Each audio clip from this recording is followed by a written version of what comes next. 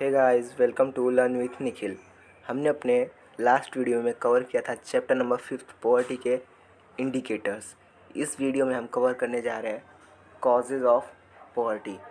तो without wasting time हम चलते अपने टॉपिक पे। फर्स्ट क्या है? Historical reasons. Means historian says that in 17th century India was comparatively more urbanized and most commercialized nation. In business, India has major share in export of cotton, textile, and with that silk, spice, paddy were also exported. Means 17th centuries में India था, ये काफ़ी urbanise nation था। मतलब यहाँ उतनी गरीबी नहीं थी। और यही नहीं, कॉमर्शियल वर्ल्ड में मतलब ट्रेड में भी इंडिया का एक मेजर रोल था। ये जो है एक मेजर पार्ट जो है एक्सपोर्ट का इंडिया की तरफ से होता था। ठीक है, ये यहाँ से जैसे हो गया पैडी हो गया और स्पाइस, सिल्क, ये सब जो दूसरी कंट्रीज़ में सेंड करते थे, एक्सपोर्ट करते थे। But after entry of English, French, Dutch people, and due to their policy of colonial exploitation, India's agriculture and industrial situation deteriorated. Means कि जब ये लोग आए, फ्रेंच हो गया, इंग्लिश हो गए, ये डच हो गए, ये लोग के आने के बाद क्या हुआ, इन्होंने कुछ ऐसी पॉलिसीज़ बनाई कि जिसकी वजह से सिर्फ इनकी इंडस्ट्रीज़ को, इनके मतलब सिस्टम को बेनिफिट मिलता था। और हमारे सिस्टम, हमारी जो एग्रीकल्चर था, इंडस्ट्रीज़ था, सब एक्सप्लॉइट हो गए, ख़राब हो गए उन पॉलिसीज़ की वजह से। ठीक है, नेक्स्ट है during the British rule the agriculture sector suffered in India due to many reasons. मतलब फिर उसके बाद क्या हुआ कि ब्रिटिश रूल में जो इंडिया का एग्रीकल्चर था, एग्रीकल्चर सिस्टम था हमारा, वो काफ़ी ज़्यादा प्रॉब्लम से गुजरा। जैसे कि on one hand India's agriculture was based on monsoon, britisher did not show any interest in investing money in irrigation projects. मतलब कि एक तरफ तो जो बारिश है, वो मतलब हमारा एग्रीकल्चर है वो पूरा मानसून पे डिपेंड था, और जो ब्रिटिशर थे वो हमारे इरिगेशन फैसिलिटी में इन्वेस्टमेंट नहीं करना चाहते थे। On the other hand due to repeated drought, zamindari system and tenancy system, the farmer economic condition deteriorated and they were under the pressure of debt and interest of loan given them by जमींदार, money lender and big businessman. और दूसरी तरफ क्या था कि बार बार मतलब बारिश ना होने की वजह से और ज़मींदारी सिस्टम, मतलब जो फार्मर्स थे उन जो लोन लेते थे, एक तरह से बोल सकते हैं ज़मींदार से, और अपने उस टाइम पे क्या था, अपने ही ज़मीन पे उनको टैक्स देना पड़ता था अपने खेतों पे। तो इसकी वजह से उनकी इकोनॉमिक कंडीशन जो थी बहुत ख़राब हो गई थी। ठीक है, ब्रिटिश रूल के टाइम पे। और उन जितना वो लोग मतलब फसल उगाते नहीं थे, उससे ज़्यादा उनको पे करना पड़ जाता था अलग अलग पीपल्स को। ठीक है, और फिर क्या था, कल्टीवेटर्स स्टार्टेड लूजिंग लैंड। और जो फार्मर्स थे वो मतलब उनके ऊपर डेट इतना बढ़ गया था कि वो उन्हें अपना ज़मीन वो धीरे धीरे करके खो देते थे। ठीक है, the farmer and agriculture suffered and so poverty increase. और इसकी वजह से क्या हुआ, जब एक फार्मर जो है पॉवर्टी से सफ़र करने लगे, मतलब अब उनके पास पैसे नहीं, तो उन्होंने एग्रीकल्चर करना बंद कर दिया, और उसकी वजह से धीरे धीरे पॉवर्टी इंक्रीज़ हो गई। नेक्स्ट है in case of business and trade, Britishers followed that kind of trade policy, tax policy and industrial policy which would benefit them by trading in India। मतलब कि उन्होंने ऐसी ऐसी पॉलिसीज़ अपनाई अलग अलग तरह की जो उन्हें ही बेनिफिट करे बस इंडिया में ट्रेड करने के लिए। Indian export were prohibited in Europe, where goods produced in England were given a lot of tax concession and freedom to sell in Indian market। मतलब कि धीरे धीरे इन्होंने जो हमारा एक्सपोर्ट था वो भी अलग अलग कंट्रीज़ से बंद करवा दिया, और इनके कंट्रीज़ में जो मतलब प्रोडक्ट्स बनते थे उनको इंडियन मार्केट में काफ़ी ज़्यादा महंगी प्राइस पे बेचना शुरू कर दिया था इन्होंने। More to supply these goods to each and every corner of India, Indian railway was extensively used. मतलब इसको एक जगह से दूसरी जगह में इंडिया में ले जाने के लिए इंडियन रेलवे का भी ये लोग फालतू यूज़ करने लगे। Because of this kind of policy Britishers gained surplus from production and sell in India, which they invested in Britain to speed up industrialization and used Indian market to sell final good produce in Britain। और इसकी वजह से क्या हुआ कि जो इन्हें मतलब पैसे मिलते थे ये अपनी कंट्री में इन्वेस्ट कर देते थे और वहाँ से गुड्स प्रोड्यूस करके इंडियन मार्केट में काफ़ी ज़्यादा हाई प्राइस पे बेचते थे। ठीक है, फिर in this system Indian trade and business started losing their competitive power and production power. Small and cottage industries of India were ruined. मतलब धीरे धीरे क्या हुआ कि इंडिया का जो ट्रेड था वो धीरे धीरे ख़त्म होने लगा, क्योंकि उन्होंने जब बैन कर दिया था कि यहाँ से जो है प्रोडक्ट बाहर नहीं जाएंगे, तो इसकी वजह से धीरे धीरे हमारा ट्रेड ख़त्म हो गया था, ट्रेड सिस्टम। और small and cottage industries of India were ruined. मतलब बड़ी इंडस्ट्री तो ठीक है कुछ समय तक चली, बट जो स्मॉल इंडस्ट्री थी, कॉटेज इंडस्ट्री थी, मतलब जिसमें सिर्फ लेबर वर्क करते हो, वो सब धीरे धीरे ख़त्म हो गई।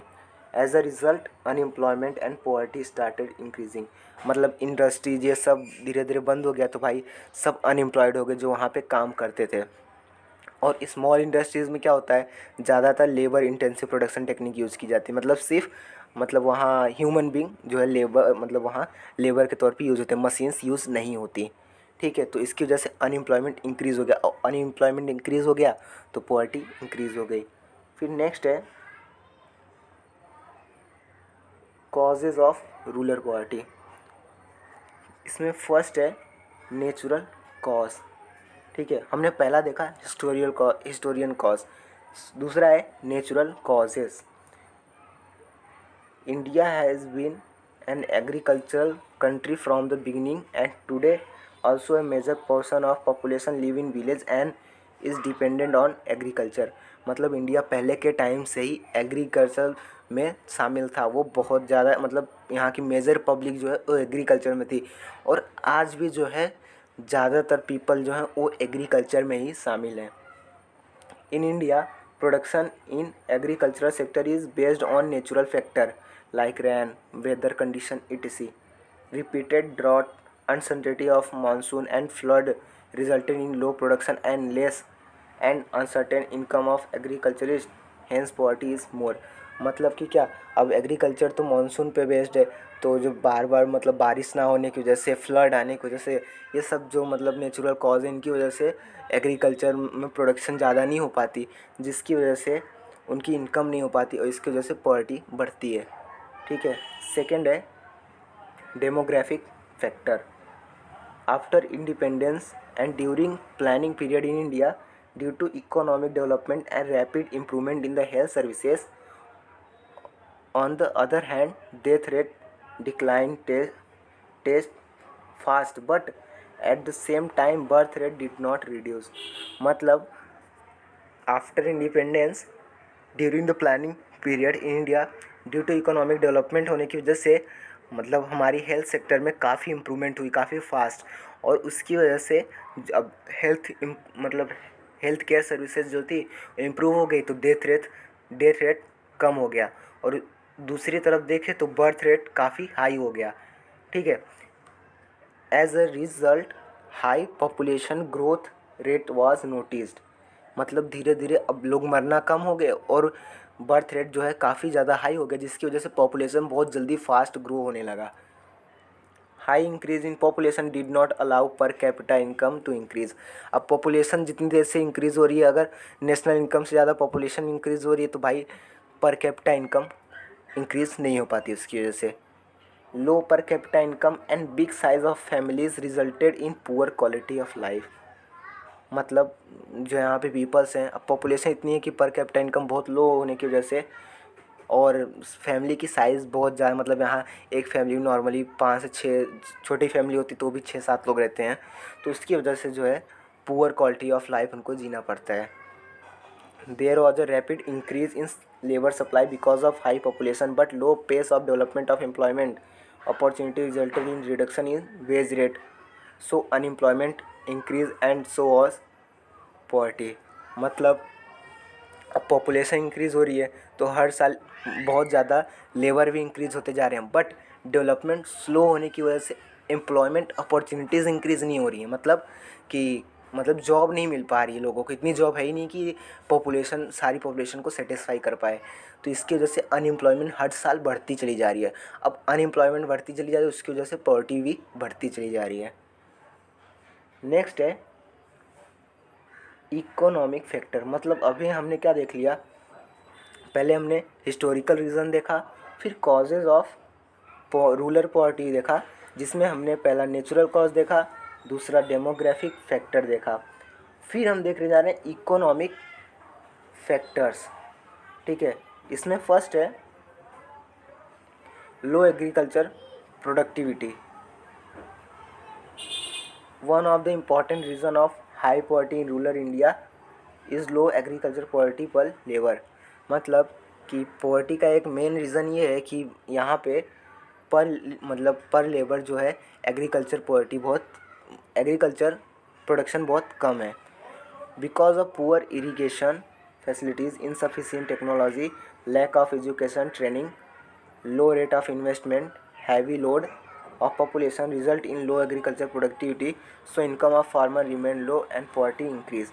मतलब कि एक फैमिली अगर वो फार्मर है तो उनके भी फैमिली में मतलब पॉपुलेशन बढ़ती जा रही है, और उतने ही मतलब एरिया में वो लोग सब मिलके काम करने, जिसकी वजह से अब कितना भी डिवाइड कर दो भाई, उतने ही जगह में तुम सब मिलके धीरे धीरे काम करने लगते हो, तो पर लेवल प्रोडक्टिविटी घटती जा रही है।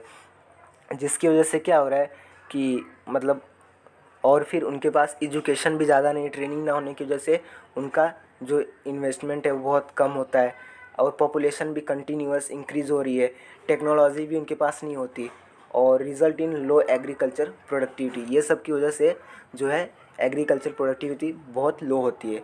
मतलब कि हमारे यहाँ मेजर प्रोपोर्शन ऑफ पॉपुलेशन क्या है, वो एग्रीकल्चर पे डिपेंड है। अब एग्रीकल्चर पे डिपेंड होने की वजह से उनकी जैसे जैसे पॉपुलेशन ग्रोथ हो रही है, फैमिलीज़ बढ़ती चली जा रही है, तो अब उनके पास ज़मीन तो उतना है, मतलब उसी खेत में और भी मतलब जो है पॉपुलेशन और भी काम करने लग रही है, तो धीरे धीरे जो है पर कैपिटा मतलब पर पर्सन जो है प्रोडक्टिविटी घटती चली जा रही है।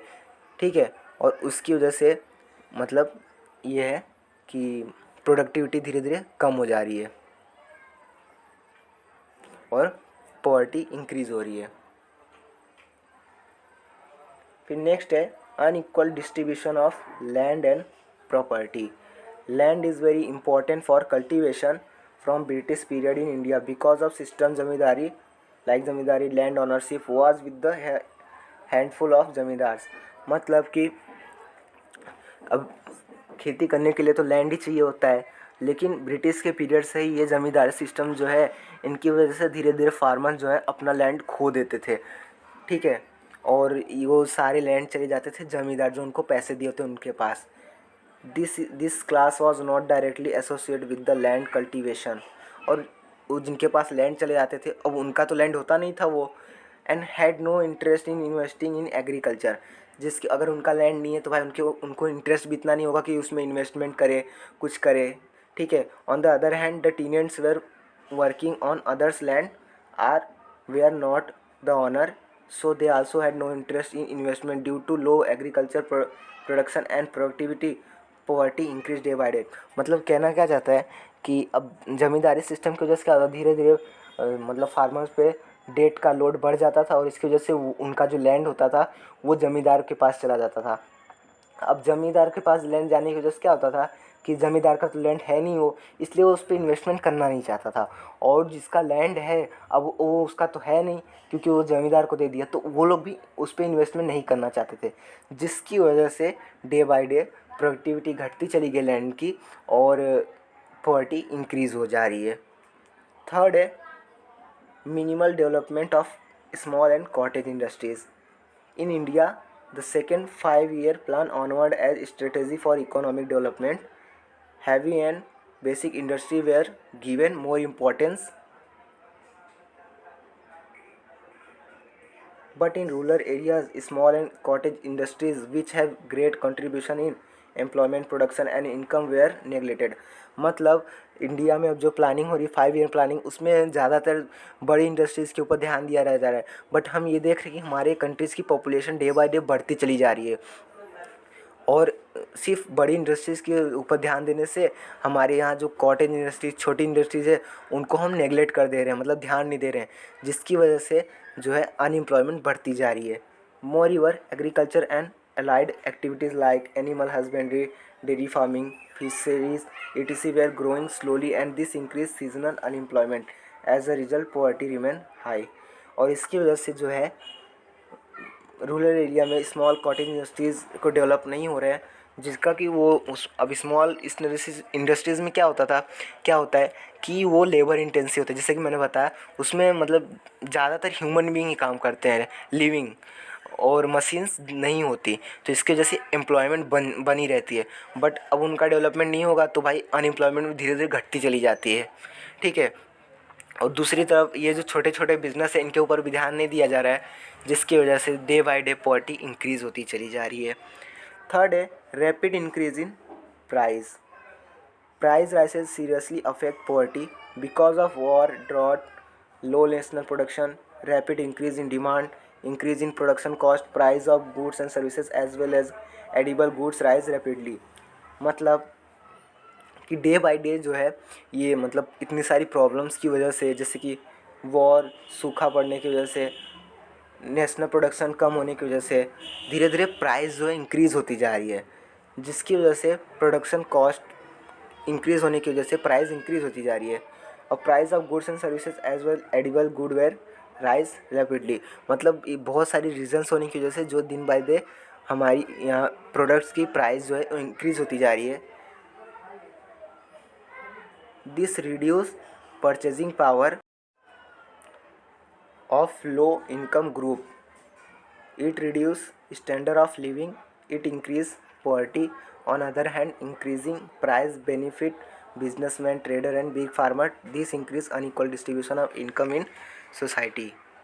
मतलब क्या बोला है कि प्राइस इंक्रीज़ होने की वजह से जो लो इनकम वाली फैमिलीज़ हैं वो सब मतलब बेनिफिट्स नहीं ले पा रही, और प्राइस इंक्रीज़ होने की वजह से सिर्फ बिजनेसमैन, बड़े बड़े ट्रेडर्स को ही बेनिफिट हो रहा है। इसकी वजह से धीरे धीरे पॉवर्टी इंक्रीज़ होती जा रही है। नेक्स्ट है high level unemployment. High rate of unemployment in India. Major part of rural India is dependent on agriculture, but agriculture is depend on monsoon, hence only one crop in year is cultivated, so there exists seasonal unemployment. मतलब India में जो एक major part है वो हम जानते हैं agriculture पे डिपेंड है, और एग्रीकल्चर जो है मानसून पे डिपेंड है। और मतलब बारिश इरेगुलरिटीज़ की, मतलब बारिश सही टाइम पे ना होने की वजह से धीरे धीरे ये हमारा एग्रीकल्चर सिस्टम भी धीरे धीरे ख़त्म होते जा रहा है, और इसकी वजह से सीजनल अनएम्प्लॉयमेंट हो जाता है। बारिश नहीं होगी तो फिर फार्मर करेगा क्या। High increase in population and joint family system also increase the burden of agriculture and result in disguised unemployment. मतलब कि ऐसा बोला है कि धीरे मतलब पॉपुलेशन बढ़ने की वजह से जो है डिस्गाइज्ड अनएम्प्लॉयमेंट सीन होता है। मतलब डिस्गाइज्ड अनएम्प्लॉयमेंट मीन्स कि अब एक ही खेत में अगर 4 लोग काम कर रहे हों और जितना प्रोडक्शन हो रहा हो, अगर 5वां पर्सन भी जाके काम करे तो भी उतना ही प्रोडक्शन हो रहा है, तो जो 5वां पर्सन हो वो अनएम्प्लॉयड है, उसके आने की वजह से कोई प्रोडक्शन इंक्रीज़ नहीं हुआ है, ठीक है। इसे कहते हैं disguised unemployment. In rural India lack of development of allied industries and responsible for high illiteracy, low mobility of labour, high rate of unemployment and poverty. मतलब कि यहाँ डेवलपमेंट सही से ना होने की वजह से इंडस्ट्रीज़ की ये सब की अनएम्प्लॉयमेंट बढ़ती जा रही है, और पॉवर्टी धीरे धीरे भी बढ़ती जा रही है उसकी वजह से। तो फ्रेंड्स, उम्मीद है आपको ये सारे टॉपिक समझ में आए होंगे। तो फ़िलहाल हम इस वीडियो में इतना ही कवर करते हैं, फिर मिलते हैं नेक्स्ट वीडियो में नेक्स्ट टॉपिक के साथ, जो है सोशल रीजंस ऑफ पॉवर्टी। तो thanks for the watching video, like share and subscribe. Thank you.